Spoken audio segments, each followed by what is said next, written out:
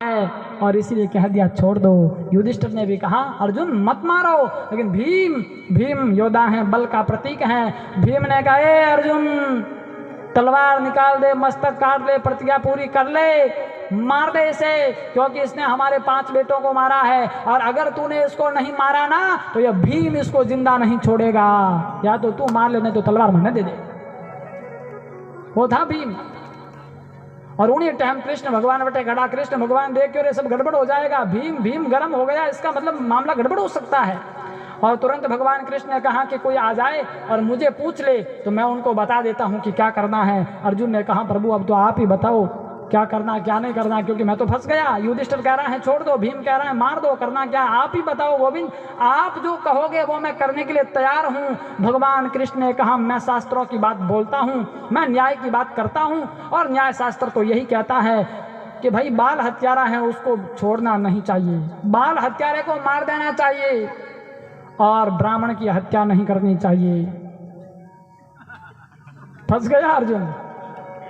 अर्जुन ने कहा क्या कह रहे हो, मार दो और छोड़ दो, मारो भी मत और छोड़ो भी मत, दूध और दही दोनों में, चिट्ट और पुट दोनों। भगवान ने कहा ये मैंने कब कहा, मैंने तो कहा न्याय शास्त्र ऐसा कहता है, ब्राह्मण को मारना अपराध है, बाल हत्यारे को छोड़ना पाप है। अर्जुन ने कहा प्रभु ऐसा मत करो, मार्ग बता दो, हम फंसे हुए हैं, आप ही रास्ता दे दो, क्या करना है आप क्लियर बताओ ना। तो भगवान ने कहा अर्जुन सुन एक काम कर, मैंने गीता में कहा ना कि ब्राह्मण की हत्या मस्तक काटने से होती है, लेकिन ब्राह्मण का कोई अपमान कर देना तो भी उसकी मौत के बराबर है, अपमान मरण के बराबर है। इसलिए भरी सभा में अपमानित करके निकाल दे ताकि तेरी प्रतिज्ञा पूरी हो जाएगी। और उसी समय भरी सभा के अंदर अश्वत्थामा का मस्तक मुंडा, ललाट में से मणि निकाली और धक्के मुक्की देकर के अश्वत्थामा को बाहर निकाल दिया। अश्वत्थामा को बड़ा क्रोध आया कि इन पांडवों की इतनी हिम्मत, भरी सभा में मेरा अपमान, क्या भय जाति का ब्राह्मण श्रेष्ठ कुल में जन्मा मेरा अपमान, मैं अपमान सहन नहीं करूंगा और पांडवों के वंश को नष्ट कर दूंगा। फिर विचार आया अरे कौन है पांडवों के वंश में, 5 थे उनको मार दिया, अब कोई नहीं। फिर आया नहीं एक है, एक अभी बचा हुआ है। कौन? बोले जिस समय अभिमन्यु चक्रव्यूह में फंस के मर गया उस समय अभिमन्यु की पत्नी उत्तरा गर्भवती थी और आज उनका गर्भ 9वें महीने में प्रवेश कर रहा है, उसके गर्भ को नष्ट कर दूं ताकि पांडवों के वंश के अंश नष्ट हो जाएगा। और उत्तरा के गर्भ को नष्ट करने का प्रण लिया है और उत्तरा के गर्भ पर अश्वत्थामा ने ब्रह्मास्त्र छोड़ा। उत्तरा घबराई, उत्तरा दौड़ी भगवान कृष्ण के शरण में आई, पाही पाही महायोगिन देव देव जगतपते, हे कृष्ण मेरी रक्षा करो, मुझे बचाओ, ये ब्रह्मास्त्र मुझे जला करके भस्म कर देगा, मैं मर जाऊं उसकी परवाह नहीं मुझे कृष्ण, लेकिन मेरा गर्भस्थ शिशु रहना चाहिए क्योंकि पांडवों का अंश बचना चाहिए, बस ये कृपा कर दो। भगवान कृष्ण ने कहा तू चिंता मत कर उत्तरा, मैं तुम्हारे गर्भस्थ शिशु की रक्षा करूंगा। और तुरंत भगवान कृष्ण ने सूक्ष्म रूप धारण किया और श्वासों के माध्यम से उत्तरा के गर्भ में प्रवेश किया और उत्तरा के गर्भ पर छोड़े हुए ब्रह्मास्त्र को भगवान ने शांत किया। और उत्तरा अश्वत्थामा ने मौके का फायदा उठाया और पांडवों को हत्या देख करके अश्वत्थामा ने पांडवों पर 5 बाण छोड़ दिए। और उसी समय भगवान ने देखा कि ये पांडव मर जाएंगे क्योंकि अभी इनके पास अस्त्र शस्त्र है नहीं, और तुरंत भगवान कृष्ण ने दूसरा रूप धारण किया और पांडवों की ओर आने वाले बाणों को भगवान कृष्ण ने काट डाले। एक साथ में भगवान ने 2 रूप प्रकट किए। एक रूप से तो अश्वत्थामा के द्वारा छोड़े हुए ब्रह्मास्त्र को शांत करके उत्तरा के गर्भस्थ शिशु की भगवान ने रक्षा की, और दूसरे रूप में भगवान परमात्मा ने पांडवों पर छोड़े हुए बाणों को रोक करके काट करके पांडवों की रक्षा की है। एक साथ में 2 रोल भगवान ने निभाए हैं। इस प्रकार भगवान ने ये सब लीला की। और भगवान जब निज रूप में प्रकट हुए तो माँ कुंता जो पांडवों की माता है वो समझ गई और तुरंत भगवान कृष्ण की स्तुति की और कहा कि हे प्रभु आपने हमारे वंशधर की रक्षा कर दी है, आप बहुत बड़े कृपालु हैं। भगवान ने कहा भुआ तो कई कह रही है, मैं तो थारो भतीजो लागू हूँ, क्योंकि कुंता तो कृष्ण भगवान की भुआ लागती ही। बोले मैं तो थारो भतीजो हूँ, तुम्हारी भुआ है, तुमने कहा ही भगवान माने हैं। बोले नहीं आप भगवान हो, ये तुम्हारी लीला है रे लाला कि भतीजा बन जाते हो, भुआ बना देते हो, बाकी मैं कैसे भूलू रे कन्हैया कि सारे जगत के पालनहार तो आप हैं गोविंद, सारे जगत के रखवाले आप हैं, इसलिए मेरे ऊपर भी आपने कृपा की है, मेरे वंश को बचाया है। और जब स्तुति की तो भगवान ने कहा ठीक है बुआ, तू अगर हमारी स्तुति कर रही है तो मारो भी फर्ज बने कि तने कीन के देऊं। मांग ले, आज मैं बहुत प्रसन्न हूं, तू जो मांगेगी सो मिलेगा, बोल तुझे क्या चाहिए। बहुत कहा, तब कुंता जी ने झोली पसार दी और कुंता जी ने कहा मांग रही हूं कृष्ण, देने के लिए तैयार हो। भगवान ने कहा हाँ देने के लिए तैयार हूं, मांग लो क्या चाहिए। और इस दुनिया के अंदर, इस जगत के अंदर शायद ये पहली महिला हुई होगी जिसने भगवान से ऐसा वरदान मांगा है, और ऐसा मांगा जो आपके दिमाग में भी नहीं है साहब।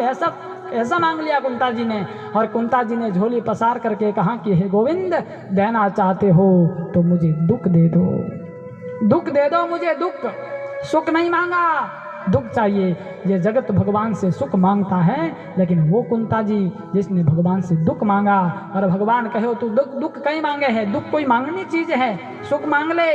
लेकिन कुंता जी ने कहा नहीं गोविंद, मुझे दुख चाहिए। क्यों चाहिए? इसका कारण यह है कि जब जब मेरे जीवन में दुख आया तब तब आप मेरे पास रहे, और आज सुख आया, राजगद्दी मिली और कह रहे हो मैं द्वारिका जाने वाला हूँ, यानी मेरे हाथ से सुख जा रहा है। और हकीकत में तो वो दुख ही सबसे बड़ा सुख है कि जिस दुख में हमें भगवान के दर्शन हो जाए, जिस दुख में हमें परमात्मा का नाम याद आ जाए, हमारी जुबान पर भगवान का नाम आ जाए, वो दुख ही सबसे बड़ा सुख है। और वो सुख ही सबसे बड़ा दुख है जिसमें हम भगवान को भूल जाए। इसलिए कुंता जी ने कहा मुझे सुख नहीं दुख चाहिए। सुख ऊपर सिला पड़े, नाम हृदय से जहाए, बलिहारी ता दुख की जो पल पल नाम रठाए। इसलिए बलिहारी उस दुख की है जो भगवान की याद दिलाए। और बात सही है, आदमी के जीवन में दुख आवे तो भगवान याद आवे, सुख आवे जना लोग भगवान ने भूल जावे। दुख में सुमिरन सब करे, सुख में करे न कोई, जो सुख में सुमिरन करे तो भाई दुख कहाँ से हो।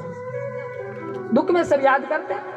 अच्छा दुख आवे आदमी के जीवन में जना आदमी की तो यूं भगवान के मंदिर जावे और कहे अरे प्रभु बहुत दुखी हूँ, अब मैं आप कृपा कर दो, आप ही आप हैं बस, अब हम तो आपके भरोसे हैं। और सुख आवे जना भगवान के मंदिर लारा भी नहीं निकले, अरे बोले अब अभी टाइम कहाँ से, आप मंदिर बोलते टाइम नहीं जी, आप जाना है काम, बहुत काम है, कहाँ टाइम हमारे पास है कि नहीं। एक बार बात, एक आदमी हो वो समुद्र के अंदर नाव चला रही हो, नाव चले ना समुद्र में, अटी समुद्र ही हो पहला, तो समुद्र के अंदर वो नाव चलती, नाव चला रही हो आदमी, उन्हीं टाइम चक्रवर्ती तूफान आयो, तूफान एड़ो आयो, नाव डाबा डोल होगा लगी, वो आदमी डर गयो, वो देखे रे नाव उल्टी, जिंदगी पलटी, गया काम, राम नाम सत्य मुर्दा बड़ा मस्त है, टिकट कट जाएगा, क्या करे। भगवान से प्रार्थना करे प्रभु आप बचा देना, आप बचा देना। अरे आज बच गया, नाव पार लंगे तो 1.25 मन लड्डू चढ़ाऊं, तो कहो नाड़ो जोग समझो कि तूफान बंद, एकदम शांत, और नाव एकदम किनारा आएगी। अब तो लहरें वगैरह भी वो कम हो गई और एकदम नाव समुद्र के किनारे आ गई, तो डर मिट गयो जना कह दियो हमें क्या लड्डू, हमें क्या लड्डू। इतने में तो आड़ी लहर आई, एक लहर आई जो नाव पाची समुद्र बीच, वो क्यों हाँ पूछियो केड़ा लड्डू, बेसन राग मोती सूराग लड्डू केड़ा, तो पूछियो लड्डू केड़ा चढ़ाना। तो आ स्थिति है, दुख आवे जना आदमी भगवान ने याद करे और सुख आता तो भूल जाते हैं, ये हालत है संसार की।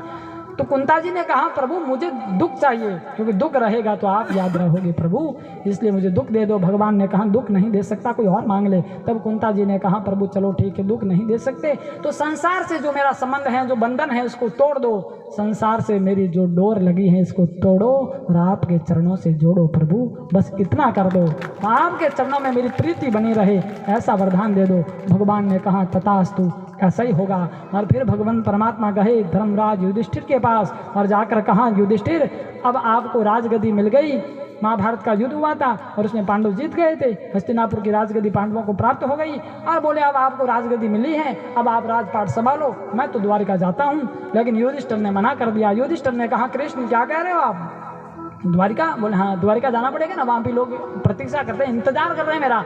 लेकिन युधिष्ठिर ने कहा नहीं कृष्ण, मैं इस राजगद्दी पर बैठने वाला नहीं हूँ, मुझे नहीं चाहिए ये राजगद्दी, मना कर दिया। कृष्ण ने कहा अरे क्या कह रहे हो, इस राजगद्दी के कारण तो इतना बड़ा युद्ध हुआ है, खून खराबा हुआ है, लड़ाई झगड़ा हुआ है, और आप कह रहे हो कि नहीं बैठेंगे राजगद्दी पे, क्यों?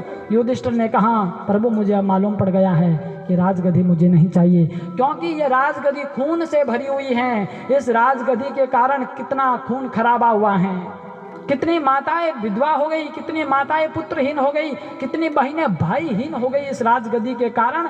इसलिए बहुत खून बहा है, तो खून से भरी हुई इस राजगद्दी पर मैं बैठना नहीं चाहता। और कबीर दास जी कहते हैं कि सहज मिला सो दूध सम मांग लिया सो पानी, और कहत कबीर सो रक्त सम जामे खेचा तानी। लड़ाई झगड़ा करके प्राप्त करना तो खून के बराबर है, और ये राजगद्दी लड़ाई झगड़ा करके प्राप्त हुई है ना, इसलिए मैं बैठना नहीं चाहता इस पर। आप संभालो कृष्ण, मुझे नहीं बैठना है। लेकिन भगवान कृष्ण ने बहुत समझाया, कर्म योग का उपदेश भी दिया पांडवों को, बहुत कोशिश की, लेकिन पांडवों ने मना कर दिया। भगवान कृष्ण ने देखा ये पांडव मानेंगे नहीं, और अगर हस्तिनापुर की राजगद्दी को ये राजा नहीं संभालेंगे तो सारे राज्य में अधर्म फैल जाएगा, क्योंकि इसके योग्य तो यही है, पांडवी योग्य है, और ये धर्मराज धर्म के प्रतीक है। और धर्म जब आसन पर आसीन होता है, राजगद्दी पर जब धर्म स्थापित हो जाता है, तो सारे नगर में धर्म ही धर्म हो जाता है, और सारी प्रजा धार्मिक हो जाती है। इसलिए धर्म को बैठाना जरूरी है। लेकिन धर्म मना कर रहा है, युधिष्ठिर है ना, धर्म मना कर रहा, नहीं बैठना है। तो भगवान कृष्ण ने देखा एक उपाय है, इनको ले जाता हूँ भीष्म पितामह के पास में। और भीष्म पितामह वयोवृद्ध हैं, वो अपने अनुभव का निरूपण करके जब पांडवों को ज्ञान देंगे, उपदेश करेंगे, तो भीष्म पितामह की बात को पांडव जरूर मानेंगे। इसलिए ले जाता हूँ भीष्म पितामह के पास में। और भगवान कृष्ण ने कहा, पांडवों चलते हैं भीष्म पितामह के दर्शन के लिए। और पांडवों ने रथ तैयार किया, कृष्ण साथ में हैं, और अब तो रथ लेकर के पांडवों के साथ भगवान कृष्ण भीष्म पितामह के पास में जा रहे हैं। भीष्म पितामह कुरुक्षेत्र के युद्ध मैदान में बाणों के बिस्तर पर सो रहे हैं, अंग अंग में बाण लाग उड़ा है भीष्म पितामह रे। 52 दिन हो गया भीष्म पितामह ने बाणों के बिस्तर पर सो रहे हैं, अंग अंग में बाण लगे हुए हैं, और पूरा खून शरीर से बह गया है, एक एक बूंद करके खून सारा निकल चुका है, शरीर सूख सा गया है। और आज ये पांडव पहुंचे हैं, और पांडवों को जैसे ही भीष्म पितामह ने देखा है, तो भीष्म पितामह ने पांडवों का स्वागत किया है। शरीर से तो कर नहीं सकते, क्योंकि बाण लाग उड़ा है, वाणी सु स्वागत करियो है। आइए पधारिए, वेलकम कृष्ण, स्वागत है आपका, भले आए हो। भगवान कृष्ण ने कहा, पितामह मैं आया हूँ। पांडव भी आए हैं, और पांडवों को राजगद्दी प्राप्त हो गई है, राज मिला है।